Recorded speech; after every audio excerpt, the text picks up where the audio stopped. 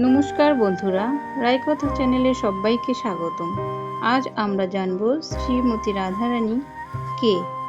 চলুন দেখি আমাদের বৈদিক গ্রন্থে কি বলা হয়েছে মা রাধারানী সম্পর্কে। আমরা অনেকেই রাধারানীকে সেটা জানি না, আর না জেনে অনেক ভুল ধারণা করে থাকি। চলুন দেখি আমাদের বৈদিক গ্রন্থে কি বলা হয়েছে মা রাধারানী সম্পর্কে। ভগবান শ্রীকৃষ্ণের আদি শক্তি শ্রীমতী রাধারানী। শ্রী রাধারানী ও শ্রীকৃষ্ণের মধ্যে কোনো পার্থক্য নেই, তারা এক ও অভিন্ন। কেবলমাত্র লীলারস আস্বাদন করার জন্য দুই দেহ ধারণ করেছেন। ব্রহ্মবৈবর্ত পুরাণে বলা হয়েছে, ভগবান শ্রীকৃষ্ণ নিজেকে আনন্দ প্রদান করার জন্য নিজের বাম অংশ থেকে শ্রী রাধারানীকে সৃষ্টি করলেন।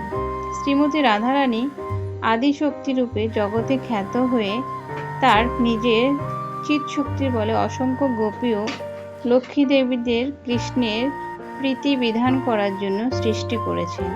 তবে সাধারণ লোকেরা এ তথ্য না জেনে শ্রীমতী রাধারানীকে একজন সাধারণ নারী বলে জ্ঞান করেন, কারণ কামের বশবর্তী হয়ে তারা এ জগতে সমস্ত বস্তুকে কামময় দৃষ্টিতে দর্শন করেন। কিন্তু ভগবান শ্রীকৃষ্ণ ও শ্রীমতী রাধারানীর সমস্ত লীলা হচ্ছে প্রেমময়। এ জগতের প্রেমের লেশমাত্র গন্ধ নেই। এটি কামময় জগৎ। কাম ও প্রেমের মধ্যে আকাশ পাতাল তফাৎ। আত্মেন্দ্রিয় প্রীতিবাঞ্ছা তারে বলি কাম, কৃষ্ণেন্দ্রিয় প্রীতিবাঞ্ছা তারে বলি প্রেম। নিজের ইন্দ্রিয় তৃপ্তির বাসনাকে বলা হয় কাম, আর ভগবান পরমেশ্বর শ্রীকৃষ্ণের ইন্দ্রিয়ের প্রীতি সাধনের ইচ্ছাকে বলা হয় প্রেম। শ্রীমতী রাধারানীর অন্য একটি নাম কাচিৎ, অর্থাৎ যিনি শ্রীকৃষ্ণকে অখণ্ড সুখ প্রদান করেন। সর্বত্যাগ করে কৃষ্ণের ভজন। দেহধর্ম, বেদধর্ম, লোকধর্ম সব ত্যাগ করে কৃষ্ণের সেবা করেছিলেন। তবে এ তথ্য সকলে অবগত নয়। কখনো কখনো কেউ যুক্তি প্রদান করেন যে শ্রীমতী রাধারানীর নাম শ্রীমদ্ ভাগবতে নেই, কিন্তু এটি জানা উচিত শ্রীমতী রাধারানীর নাম ও মহিমা শ্রীমদ্ ভাগবত ছাড়াও শ্রী ব্যাসদেবের রচিত বহু প্রামাণিক শাস্ত্রে উল্লিখিত আছে।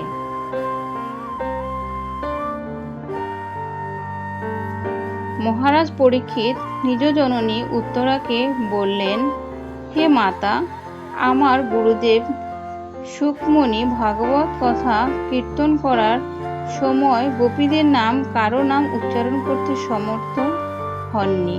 তার কারণ গোপীদের নাম উচ্চারণ করলে বিশেষ স্মৃতিতে তার চিত্ত অতি বিস্তৃত জ্বালাময় প্রেমানলে মহাবিহ্বল হয়ে পড়তেন, যার ফলে আর ভগবত কথা বলতে পারতেন না।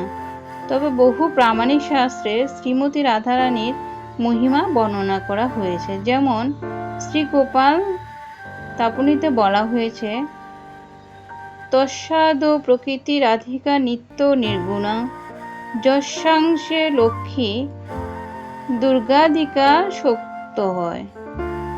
অর্থাৎ শ্রীকৃষ্ণের নিত্য শক্তি আদি শক্তি শ্রী রাধা নিত্য নির্গুণা এবং লক্ষ্মী দুর্গাদি সব ভগবৎ শক্তিবর্গ যার অংশ। শ্রী বৃহদেগৌতমীয় তন্ত্রে শ্রীকৃষ্ণের উক্তি, সত্যং তত্ত্বং পরমঞ্চ তত্ত্বং ত্রয়ামহং কিল ত্রিতত্ত্বরূপিণী সাপি রাধিকা মম বল্লভা। অর্থাৎ আমি যেমন নিত্য আনন্দময় হয়ে বিশ্বের কার্য কারণ ও ত্রিতত্ত্ব স্বরূপ, তেমনি শ্রী রাধা নিত্য আনন্দময়ী হয়ে কার্য কারণ স্বভাব স্থিতা। শ্রী পদ্মপুরাণেও পাতালখণ্ডে শ্রী শিবজি নারদকে বললেন, দেবী কৃষ্ণময়ী প্রত্যা রাধিকা পরদেবতা, সর্বলক্ষ্মী স্বরূপা সা কৃষ্ণ আহ্লাদ স্বরূপিণী।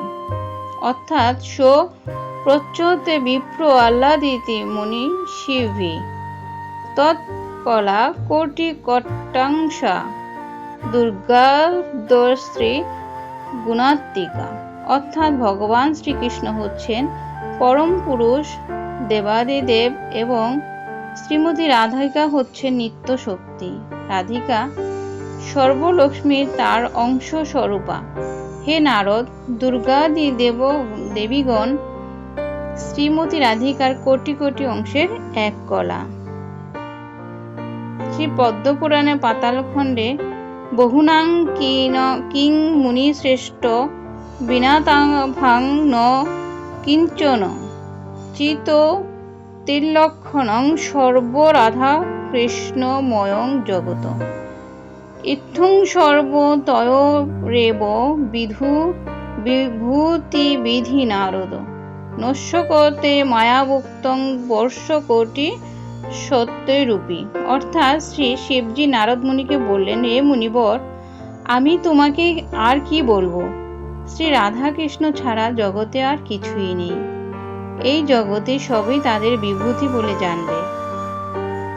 আমি শতকোটি বছর ধরে বললেও শ্রী রাধিকার মহিমা বর্ণনা করতে সক্ষম হব না।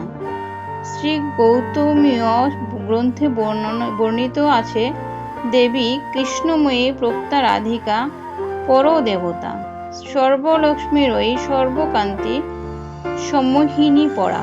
অর্থাৎ শ্রীমতী রাধারানী হচ্ছেন শ্রীকৃষ্ণের আদিশক্তি এবং আদি লক্ষ্মী, সর্বগুণ বিভূষিতা এবং সমস্তকে আকর্ষণ করেন।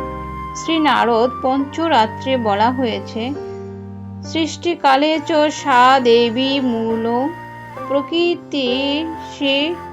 প্রকৃতিরীশ্বরা মাতা ভাবন্মহাবি বিষ্ণুর্চ এবচ মহান বিরাট। অর্থাৎ শ্রী রাধারই মূল প্রকৃতি এবং ঈশ্বরী। জগৎ সৃষ্টির সময় যেমন বিষ্ণু হতে জগৎ সৃষ্টি হয়, সেই বিরাট পুরুষের মাতা শ্রী রাধা। শ্রী মহাবিষ্ণু হতে জগৎ সৃষ্টি। আজকের মতো ভিডিওটি এখানেই শেষ করলাম। আশা করি ভিডিওটি ভালো লেগেছে। যদি ভালো লেগে থাকে তাহলে একটি লাইক করতে ভুলবেন না যেন। নিয়মিত ধর্মীয় আলোচনা শুনতে চ্যানেলটিকে অবশ্যই সাবস্ক্রাইব করবেন। সবাই ভালো থাকুন, সুস্থ থাকুন। রাধে রাধে।